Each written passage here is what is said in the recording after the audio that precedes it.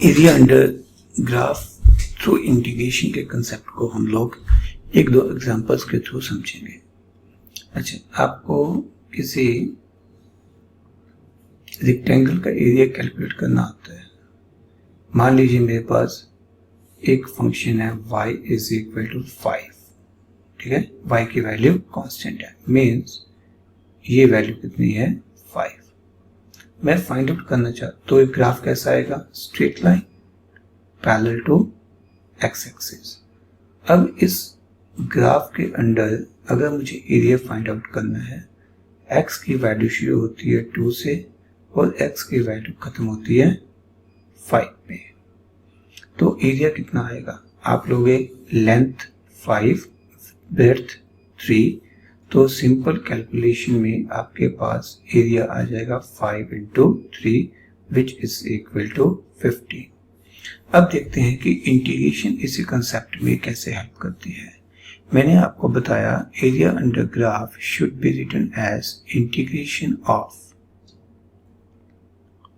y into dx।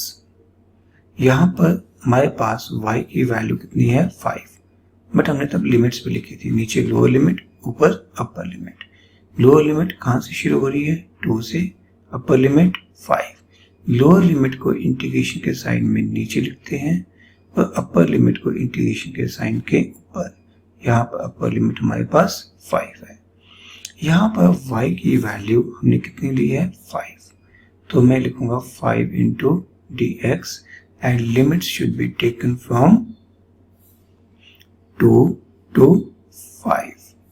अब जैसे हम इंटीग्रेशन सॉल्व करते हैं, 5 क्योंकि कांस्टेंट है, ये इंटीग्रेशन से बाहर आ जाएगा। dx की इंटीग्रेशन आप लोगों को याद होगी, dx की इंटीग्रेशन हम लोगों ने पढ़ी थी x। अब नेक्स्ट स्टेप ध्यान से देखने, ये हम पहली बार कर रहे हैं। जब हमारे पास लिमिट्स हैं तो इंटीग्रेशन को सॉल्व करने के बाद इंटीग्रेशन का साइन तो हट ही जाएगा, साथ में आपको यहाँ पे 2 वर्टिकल लाइंस खींचनी है, या आप यहाँ पर स्क्वायर ब्रैकेट्स यूज कर सकते हो। जो इंटीग्रेशन के ऊपर लिमिट्स हमने लिखी थी वो इस ब्रैकेट की राइट साइड में शिफ्ट कर जाएगी, 2 नीचे 5 ऊपर। क्लियर। अब इस इंटीग्रेशन को सॉल्व करने के बाद अब आपको लिमिट्स को सॉल्व करना है। लिमिट्स में पहले जो वेरिएबल है यहाँ पर x, इस वेरिएबल की वैल्यू पुट कर दो। x की वैल्यू कितनी पुट कर दी 5, बाकी सब कुछ वैसे रहेगा, यहाँ पर कुछ और था ही नहीं।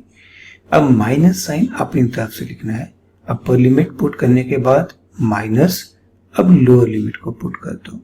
लोअर लिमिट कितनी थी 2, तो आपके पास कितना आ जाएगा 5 into 3 which is equal to 15, जो हमने पहले ट्राई किया था। अब आपके मन में ये आएगा कि ये तो सिंपल सी बात थी, हमें सीधे एरिया निकालना आता था, तो इंटीग्रेशन के पंगे में क्यों पड़ना। अब चलिए एक और एग्जांपल देखते हैं ताकि आपको इंटीग्रेशन की significance in terms of area under graph समझ आ जाए।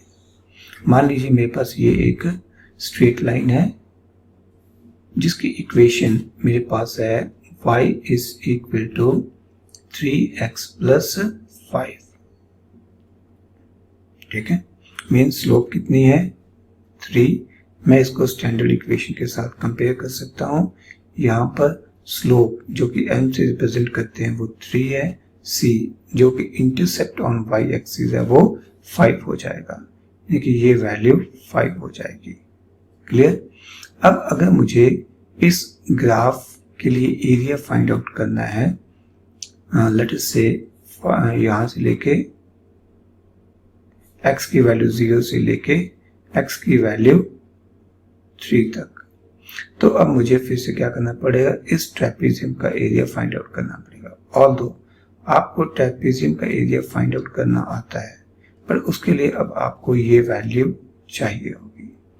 ये वैल्यू कितनी आ जाएगी, x को जब मैं यहाँ पर 3 सब्स्टिट्यूट करूंगा तो y कितनी हो जाएगी 3 इंटू 3 प्लस 5, 9 प्लस 5 इज 14, तो ये वैल्यू 14 हो जाएगी। अब आप area of this trapezium calculate कर सकते हो। Area of trapezium is half into sum of parallel sides 5 plus 14 multiply by perpendicular distance. ये परपेंडिकुलर डिस्टेंस कितना हो जाएगा हमारे पास 3 - 0 यानी कि 3। 19 multiply by 3 divided by 2 means 57 by 2 means 28.5 आ जाएगा। अब हम इसी एरिया को कैलकुलेट करने की कोशिश करेंगे यूजिंग मेथड ऑफ इंटीग्रेशन। हमने पढ़ा था area under graph is equal to integration of y into dx with appropriate limits. x1 represent lower limit and x2 represent upper limit. यहाँ पर हम y की वैल्यू कितनी सब्स्टिट्यूट करेंगे 3x plus 5। तो फॉर्मूला क्या बन जाएगा 3x plus 5 into dx। इसको इंटीग्रेट करना है विद अप्रोप्रिएट लिमिट्स। x की वैल्यू 0 से शुरू होकर 3 तक खत्म होती है। Limits lower limit 0, upper limit 3। अब हम इसे इंटीग्रेशन के थ्रू सॉल्व करेंगे।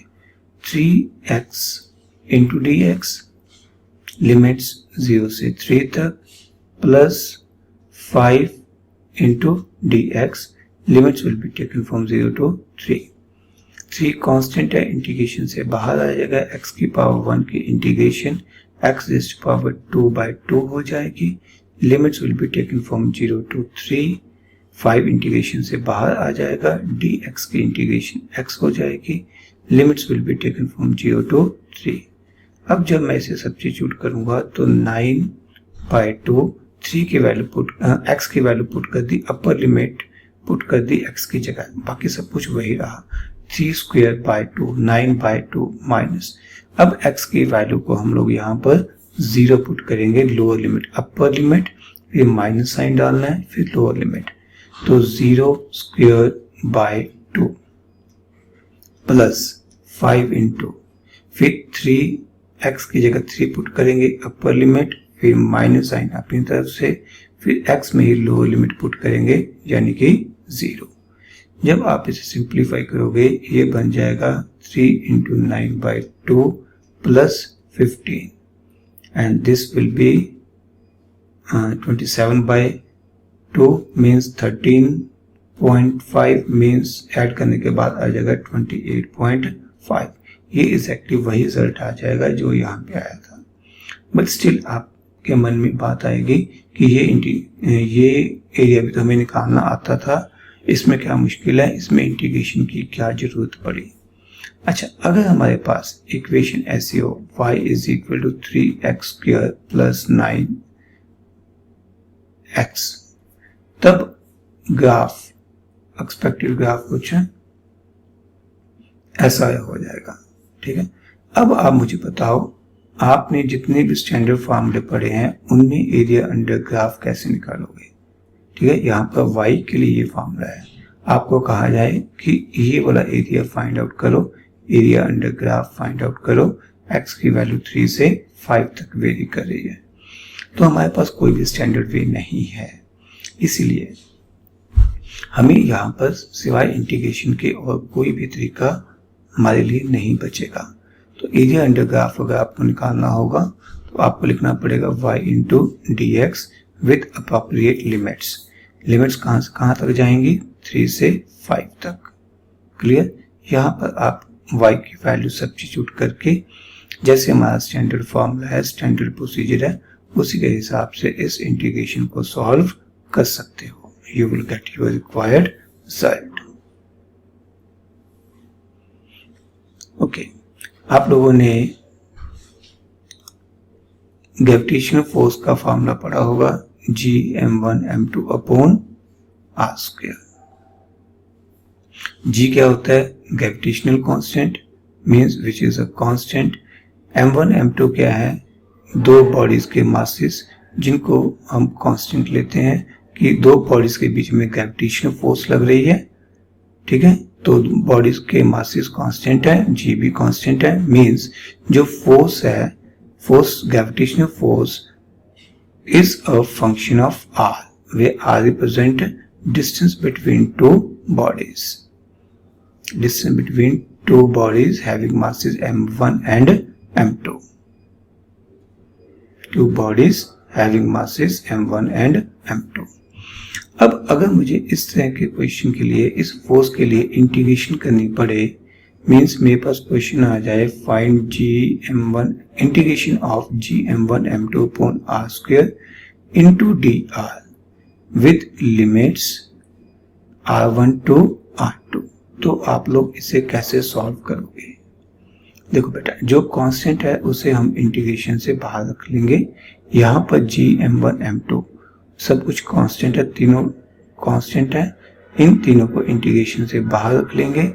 इंटीग्रेशन के अंदर क्या बचेगा? r⁻² into dr limits will be taken from r1 to r2। अब हमें इस इंटीग्रेशन को सॉल्व करना है, क्योंकि यहाँ पर ये जो वैल्यू n को रिप्रेजेंट कर रही है, n की वैल्यू -2 है, नॉट इक्वल टू -1, तो हम स्टैंडर्ड फार्मूला लगा सकते हैं। स्टैंडर्ड फार्मूला हमारे पास क्या था? Integration of x⁻n into dx is equal to x⁻n + 1 upon n + 1। यहाँ पर हमारे पास n की वैल्यू -2 आ जाएगी, मीन्स यहाँ पर मैं लिखूंगा r⁻² + 1 upon -2 + 1 and limits will be taken from r1 to r2। Okay जी, मीन्स gm1 m2 ये कितना हो जाएगा? इसे सॉल्व करेंगे तो -1/r limits will be taken from r1 to r2। अब हम लोग वही पुराना प्रोसीजर फॉलो करेंगे, पहले अपर लिमिट फिर लोअर लिमिट सब्स्टिट्यूट करेंगे। Means I can write down gm1 m2 -1/, ये अपर लिमिट r में पुट करेंगे, इनकी -r2, फिर माइनस साइन अपनी तरफ से डालेंगे, फिर -1/r1। बेसिकली अब ये जो लोअर लिमिट है यहाँ पर सब्स्टिट्यूट कर दी गई। अब थोड़ा सा मैथमेटिक्स अप्लाई करेंगे, माइनस साइन को एडजस्ट करेंगे, आंसर बन जाएगा 1/r1 -1/r2 which is required result.